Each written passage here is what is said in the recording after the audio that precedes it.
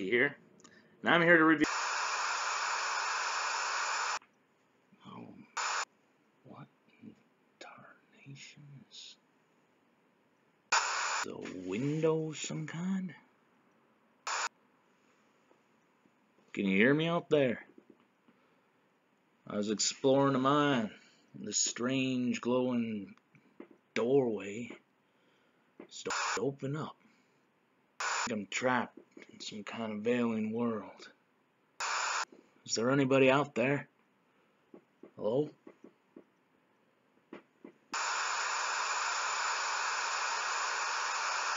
Something wrong with the reception.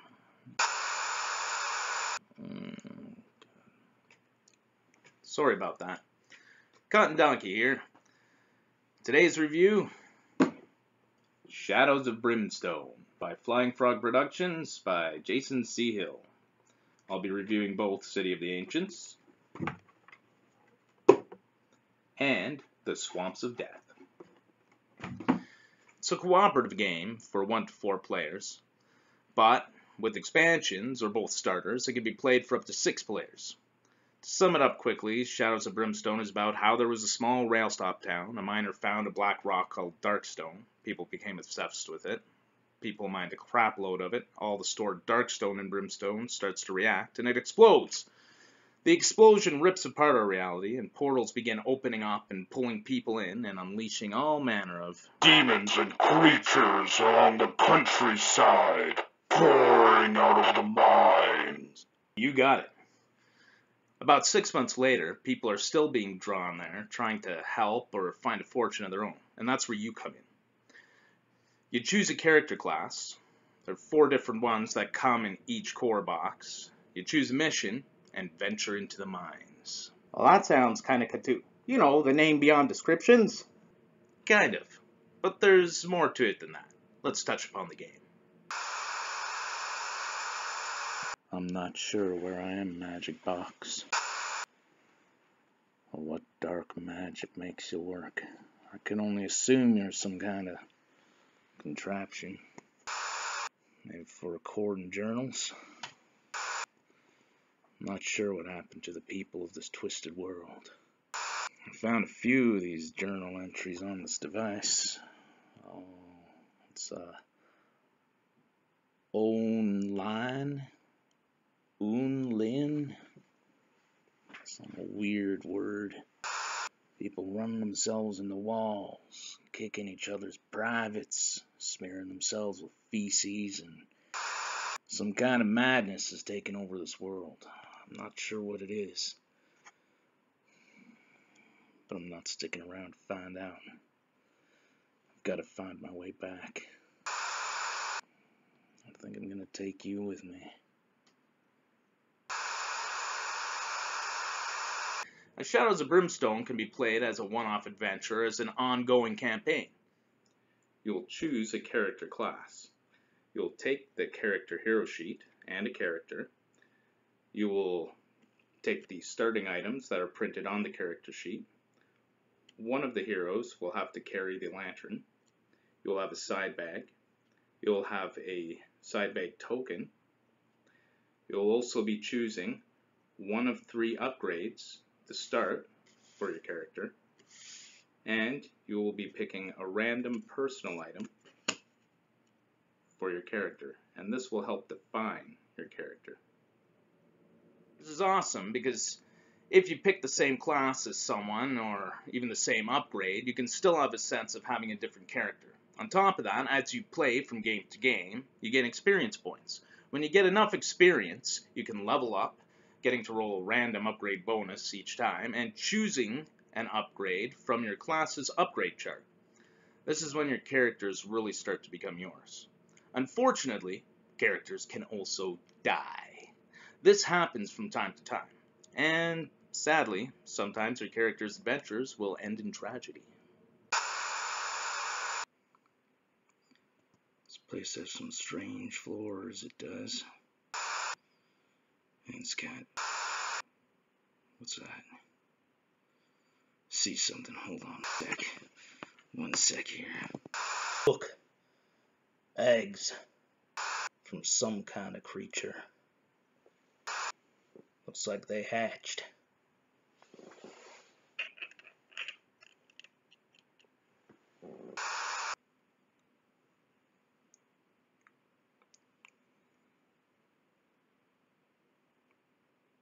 They hatched recently.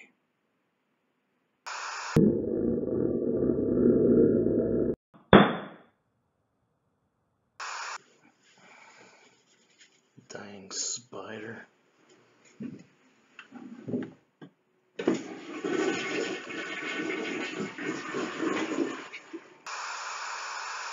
Another neat thing about Shadows of Brimstone is that you can adventure not only in the mines, but you can find portals that will take you to other worlds. In each main Shadows of Brimstone game box, there are 12 missions. The 6 mine missions are shared between the core boxes, but the 6 other world missions are unique.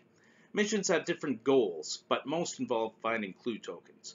There are missions where you mine Darkstone, explore, hunt down, rescue townsfolk, to name a few, and each mission has a reward if you pass it, or a consequence if you fail it.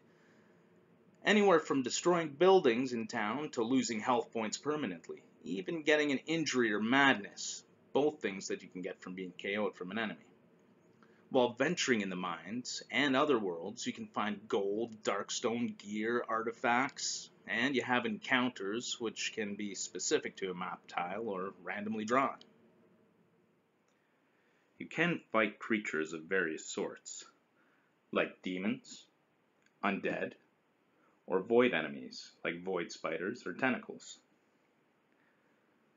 Now these aren't all the models that come with the game, I just want to show the different creatures, with Swamps of Death creatures on the swamp tile, City of the Ancients creatures on the snow-covered alien world style, and the tentacles, which are shared between both, on the mine entrance tile. The models also don't come painted. I just started painting mine, and the only one I have to show without paint is the Swamp Slasher here, just so you have an idea of what they look like. Look, more eggs. Unhatched. They appear to be void spider eggs. I've got to stop them from hatching. There's only one way.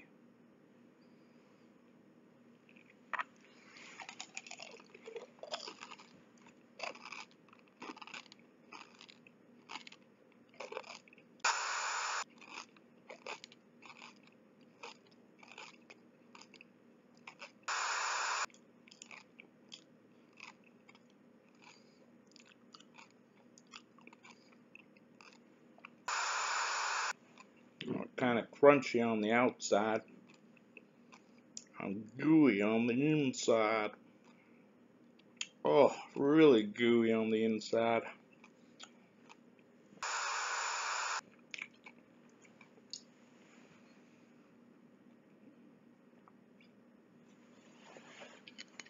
Oh, delicious.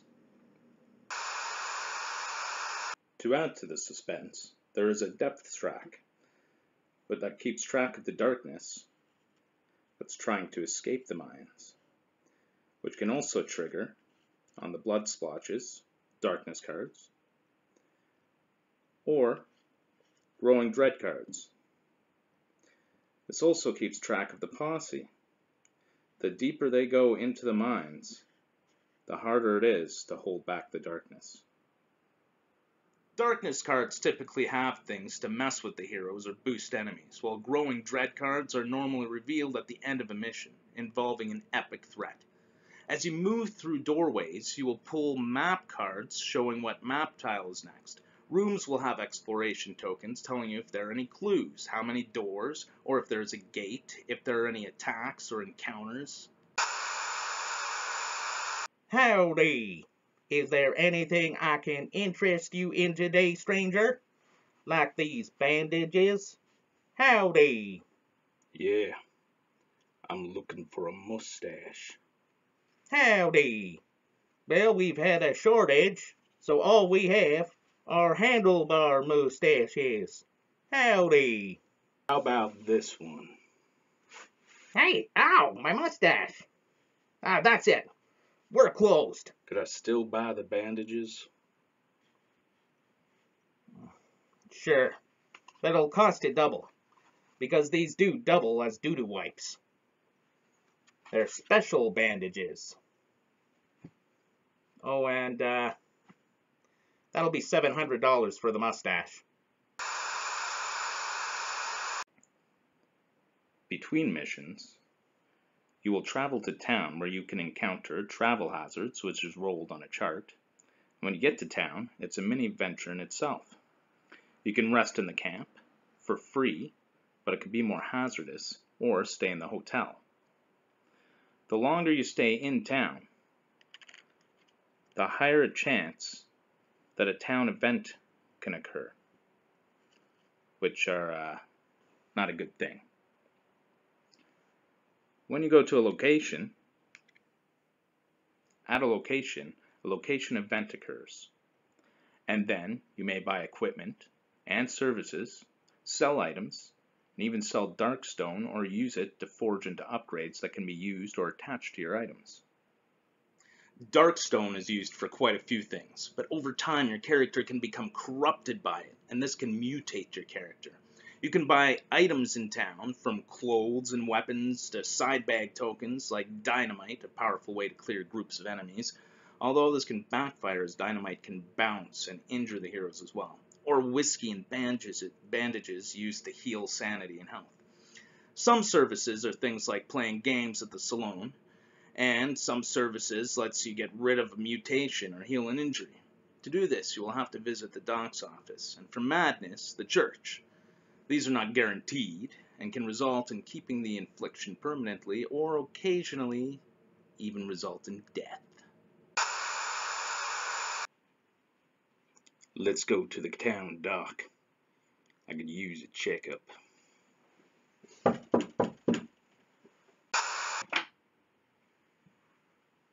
Hello, I'm Dr. Scarecrow.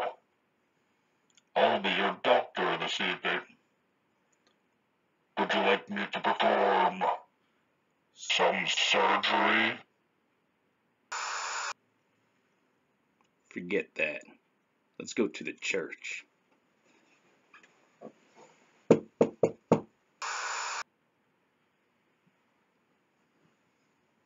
Hello, I'm Father Scarecrow. Do you need an exorcism? Now there is so much in this game. So much that I can't cover it all or go into details about it unless I was going to make a bunch of videos. Or playthrough videos. A bunch of playthrough videos. There's things like rolling for your skill checks, how fighting happens, ambushes, dynamite bounce, loot cards, scavenging, and holding back the darkness. Those are just some of the things. Other things are like the optional rules to make things tough that allowed a hardcore mode, advanced encounters, dangerous dynamite, theming your threat decks, fixed hero movement, below the darkness. All these things let you change the game slightly to fit more with your playgroup, or have the challenge you want. I love going to the other worlds. The art on the boards for the mines and the other worlds are great and extremely thematic. The enemies are all really neat. Flying Frog has little crossover Easter eggs between the characters and creatures in all their games. So if you have any other games, it's fun to spot them. These models vary from decent to really cool. The heroes are all really nice with the option to play a male or a female version of each. You can paint them to personalize it even more, like I painted some of mine. I haven't finished it. I'm kind of a slow painter. It also comes with a CD for background music. It's really good to get into the theme with that. It's another kind of little staple that they had. I'm not really sure there's anything bad I can say about this game. How about when you had to take all the models off of the sprues and glue them all to the bases? Yeah, that took a little while. Or how much room it takes? You do need a bit of room to play it, or have something to keep it organized. Or how a game can last from 30 minutes to 3 hours. Yeah, sometimes I don't have the time. Who listens to CDs anymore? Hey, I do. How long does it take to set up again? That can take a little bit. It would be nice to have cards for town equipment. It would, but it already has quite a few cards. All the enemies are melee in the core boxes. They are in the core boxes. Do the boxes include alternate sex models? No, I mean, you could use the models you have, but if you really want the model, it has to be purchased separately. Who's that ugly dude on page 39 of the City of the Ancients adventure book? That's... Master of the Forge.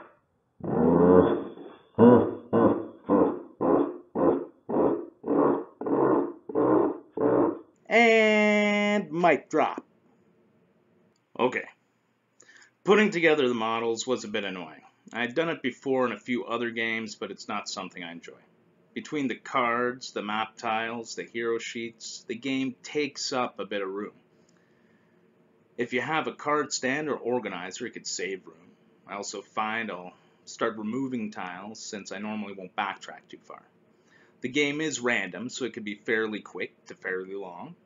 You could shorten your game by taking out hallways and maybe randomly taking out some of the exploration tokens that have no clues on them. Setting up the game can take a bit at first. I got it down so it doesn't take as long, but it involves organizers or, just getting to know the game. The thematic music CD has been a staple in Flying Frog games. I still listen to them, and I'd say it's well done. A nice little addition. It would be nice to have equipment cards, and some players have made their own, but there are already a lot of cards in this game. A lot. Having the alternate sex sculpts would have been nice in the core boxes. It's not a big deal to play whatever model to represent you, but it can definitely add to the visual appeal. All the enemies in the core boxes are melee. This isn't necessarily a bad thing when you start out, but eventually as your character grows, you will get to know the enemies well, and you'll probably want some variety. This game is really awesome. I love it. But it really shines when you add some of the expansions to it. It goes from a great game to a game of epic proportions. Expansions include more other worlds to explore, more enemies with different abilities, things that can shoot or have different ways to attack and target heroes.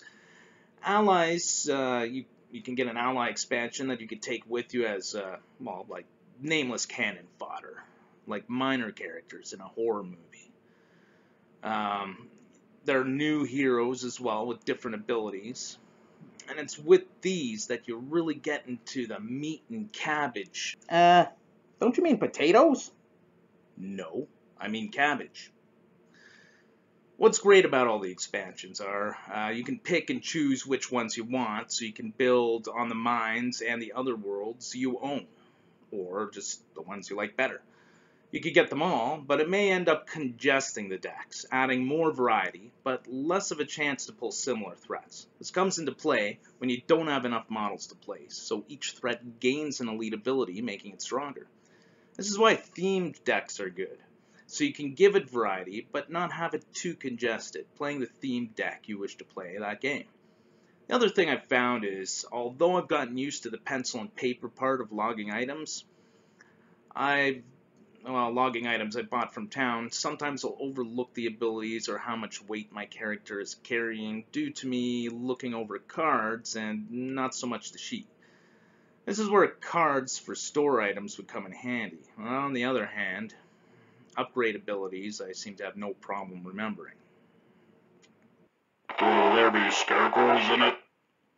There could very well be in the future. What about ugly? Page 39. As for that handsome devil, I was a backer for Shadows of Brimstone. Most of the games I own, I've backed. But I've backed a few games that I can say were okay to disappointing as well. For this game, I wasn't into the theme right away, and I was kind of flip-flopping. But I do like Flying Frog games. I've played them before. I actually own quite a few of them. And I figured it was likely a good chance I'd like this one too. And really, the Kickstarter intro video was awesome. I love the theme of this game now. It's got everything from horror to sci-fi, Weird West. I wouldn't let the model building scare you. Once it's done, it's done. It's over. And it's worth it. It is a lot of dice rolling. You roll dice to move, attack, hold back the darkness, make tests, roll on charts. It's a dice chucking game. If you're not into random events, including the death of your character, or chance, or luck, then the game might not be for you. How's this for random?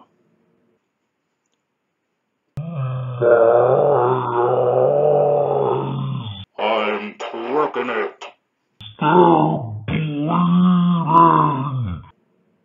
And chances are, this is no one's lucky day. I love this game, but it's not going to be for everyone. If you don't mind the random elements and a lot of dice rolling, it's thematic and it's very tough.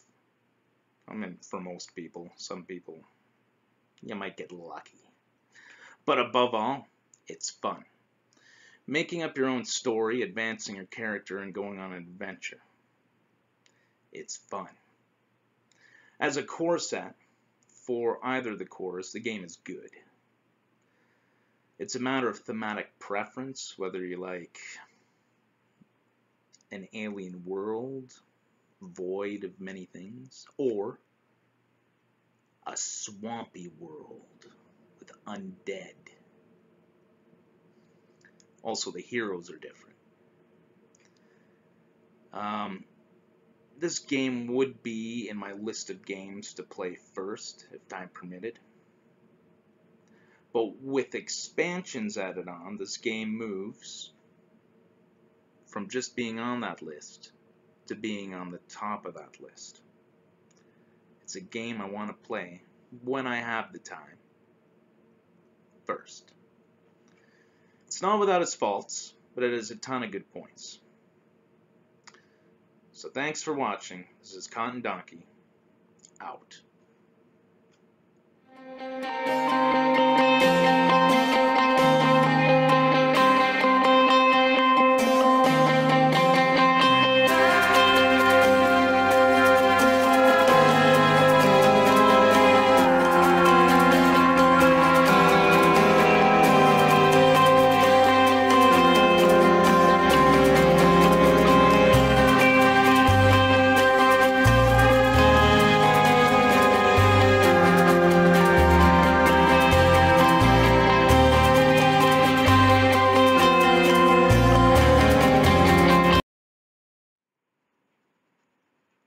I hear something coming from behind this door.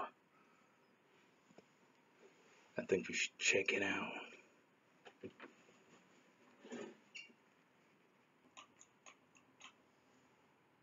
Do you mind? I'm trying to have a drink.